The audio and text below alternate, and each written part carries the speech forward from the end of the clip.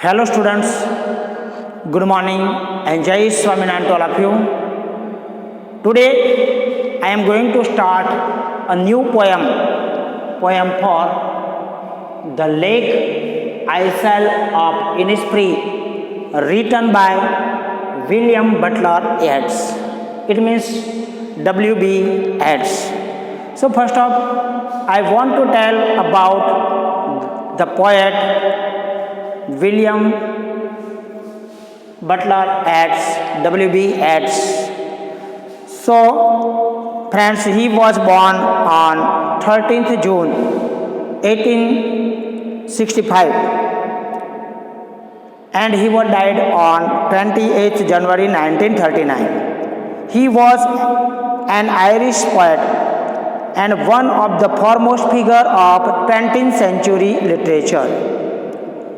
In December 1923, Yeats was awarded the Nobel Prize in Literature for his always inspiring poetry, which is a highly artistic and gives an expression to the spirit of a whole nation. W.B. Yeats is generally considered as one of the 20th century's key poets. He was a symbolic poet because he used elusive imagery and symbolic structure throughout his career. Yeats chose words and assembled them brilliantly in his poetry. In addition to a particular meaning, they suggest other abstract thoughts that seem more significant. Yeats died at the hotel in France. It's about W.B. Yeats. So friend, I want to tell the summary of this poem in Hindi. दोस्तों, ये जो poem है lake Aizawl of Innisfree, ये जो lake है, झील है, lake मतलब झील, जिसका नाम है आइजल ऑफ इनिस्फ्री. इनिस्फ्री नाम है इसका, इनिस्फ्री. तो यहाँ पे कवि ने ये लेक का डिस्क्रिप्शन किया है.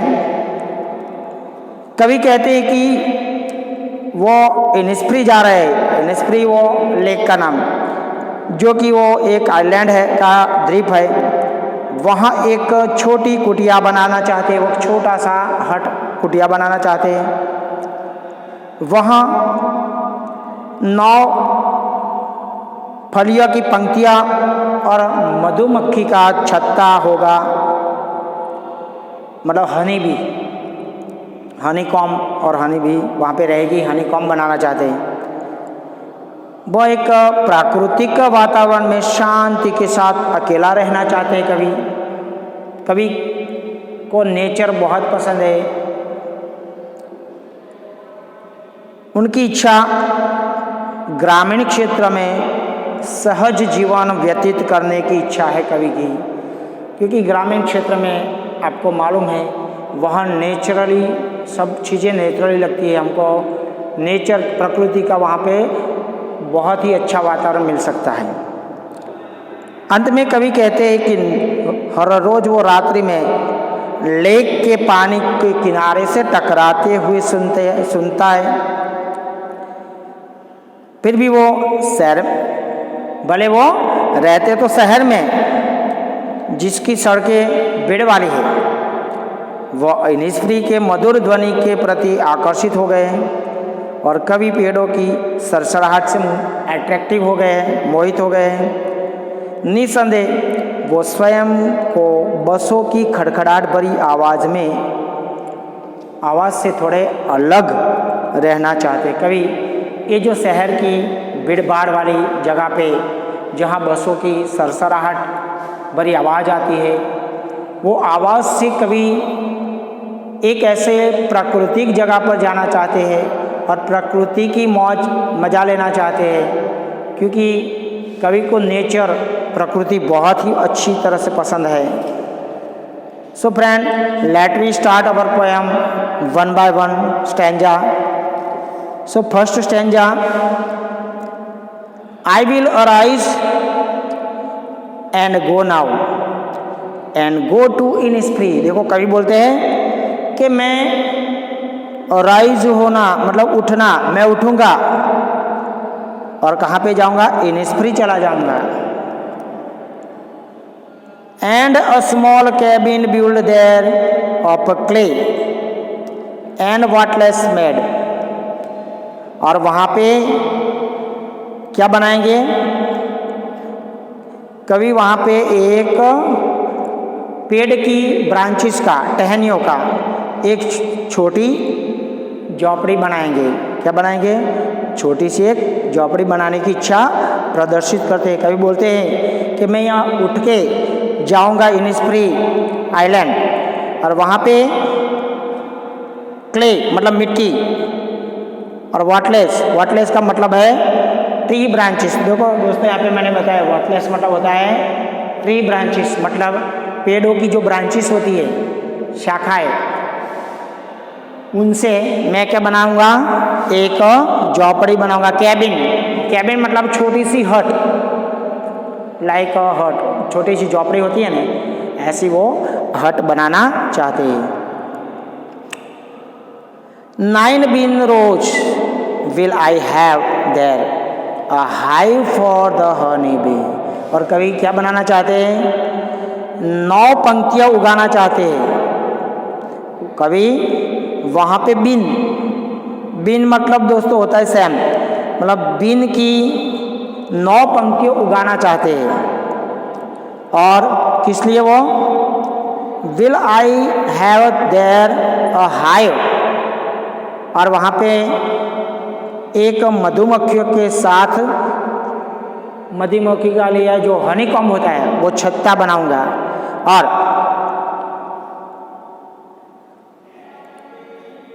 And live alone in the bee loud glade. और कवि बोलते हैं मधुमक्खियों की आवाज के बीच इस जंगल में, इस वन प्रदेश में मैं अकेला निवास करूंगा, मैं वहाँ पे अकेला रहूँगा. कवि क्या बोलते हैं पहले स्टैंजा में कि मैं जागूंगा, उठूंगा और इन स्प्री चला जाऊंगा. वहाँ एक मड से, क्ले से, मिट्टी से और पेड़ की जो शाखाएं हैं वाटलेस से क्या बनाऊंगा? एक कैबिन बनाऊंगा. कैबिन मतलब छोटा सा हट बनाऊंगा, जो झोपड़ा जैसा बनाऊंगा. और वहाँ पे क्या? 9 beans row will I have there, और मैं क्या उगाऊंगा? 9 बिन की पंक्तियाँ उगाऊंगा. A hive for the honey bee, और मधुमक्खियों के लिए क्या बनाऊंगा? मैं छत्ता बनाऊंगा. मधुमक्खियों के लिए मैं एक छत्ता बनाऊंगा. And live alone in the bee loud glade, और मधुमक्खियों की आवाज़ों के बीच मैं वहाँ पे वन प्रदेश में मैं अकेला निवास करूँगा. सो दोस्तों यहाँ पे there are some questions, so let we solve it. Who does I refer to in the stanza? इस स्टैंजा में आई किसके लिए, यहाँ पे आई किसके लिए रिफर करता है, किसके लिए यहाँ पे आई दिया है? तो here I refers to the poet William Butler Yeats. किसके लिए है? विलियम बटलर खुद बोलते हैं, इसलिए आई किसको रिफर करता है? विलियम बटलर एड्स मतलब poet. Where does he want to go? वो कहाँ पे जाना चाहते हैं? तो he want to go to Innisfree island. कहाँ जाना चाहते हैं? Innisfree. So let we continue our second stanza. And I shall have some peace there, for peace comes dropping slow, dropping from the wells of the morning to where the cricket sings, their midnights all a glimmer, and noon a purple glow, and evening full of the linnet's wings. I shall have some peace there, वहाँ पे मुझे कुछ क्या मिलेगा, शांति मिलेगी। कभी बोलते हैं मुझे पीस मिलेगा, शांति मिलेगी। For peace comes dropping slow, क्योंकि शांति कहाँ से मिलेगी, बूंदों के रूप में। ड्रॉपिंग मतलब बूंद, स्लो धीरे से जो ड्रॉप होगा, बूंदे गिरेगी, उससे मुझे शांति मिलेगी। मैं धीरे धीरे गिरते हुए उसको, जो बूंदे धीरे धीरे गिरते हैं उससे मुझे क्या मिलेगी, शांति। ऐसा कवि बोल रहे हैं। Dropping for the veils of the morning to where the cricket sing, और वह सुबह के पर्दे से गिरती हुई वहाँ मिलती है जहाँ पे कोई क्रिकेट, मतलब cricket one kind of insect जो गा रहा है।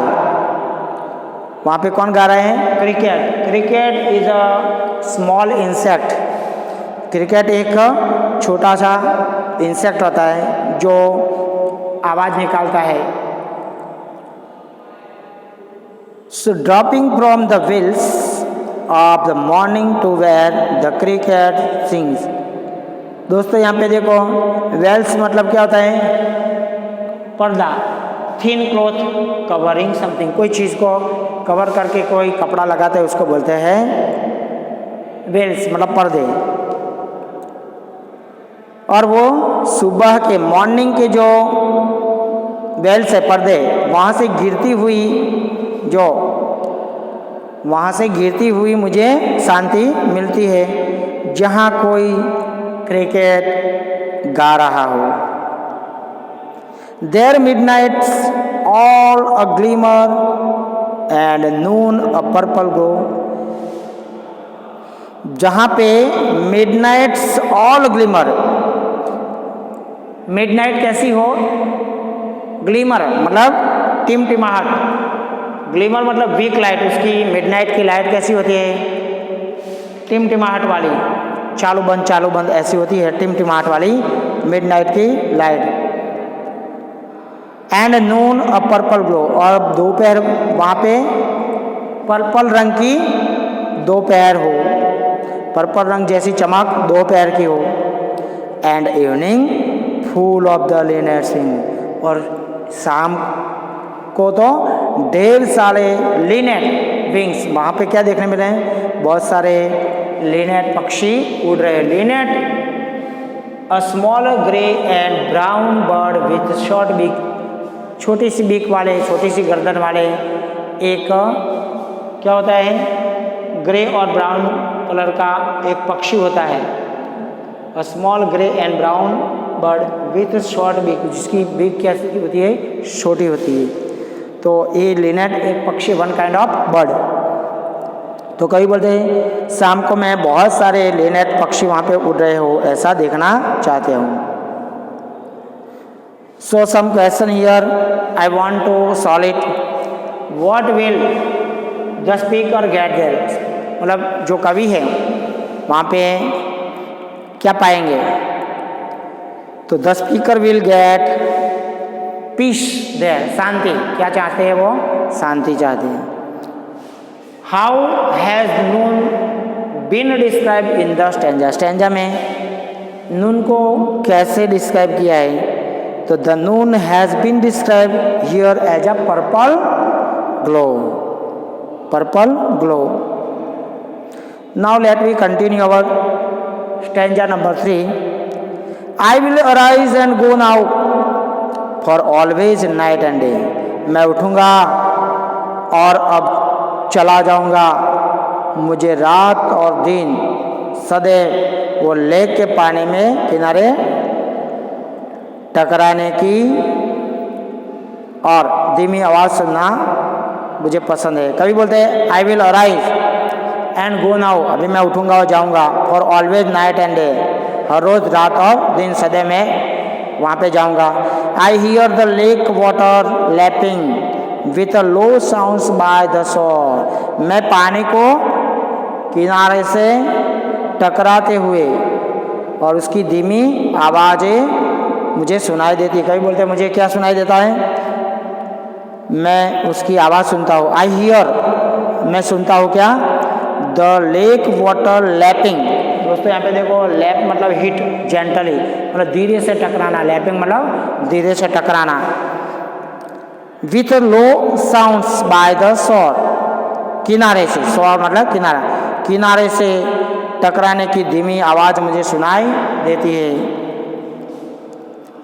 While I stand on the roadway और ऑन द पावमेंट्स ग्रे, जब मैं सड़क पर या ये जो ग्रे कलर की पावमेंट मतलब होता है, पावमेंट मतलब होता है पगडंडी, मतलब पग रास्ता बोलते हैं, पगडंडी। तो पेमेंट मतलब साइड वॉक नहीं बोलते, जो रोड की साइड में बनाया हुआ। While I stand on the roadway और ऑन द पेमेंट ग्रे, जब मैं सड़क पर या ग्रे कलर की जो पगडंडियाँ वहाँ पर मैं खड़ा होता हूँ। I hear it in the deep hearts call, तो ये आवाज़ मुझे दिल के किसी गहरे कोने से सुनाई देती है। कभी बोलते हैं जब मैं ये ग्रे कलर की पगडंडी पर खड़ा होता हूँ तो ये आवाज़ मुझे किसी गहरे कोने से आती हुई सुनाई देती है।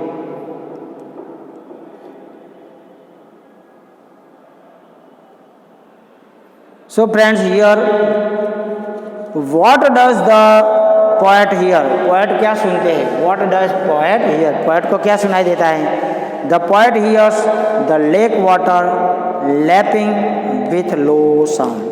क्या सुनते हो? लो साउंड में, मतलब धीरी आवाज में, जेंटली जो टकराता है पानी, वो पानी की आवाज कभी को सुनाई देती है।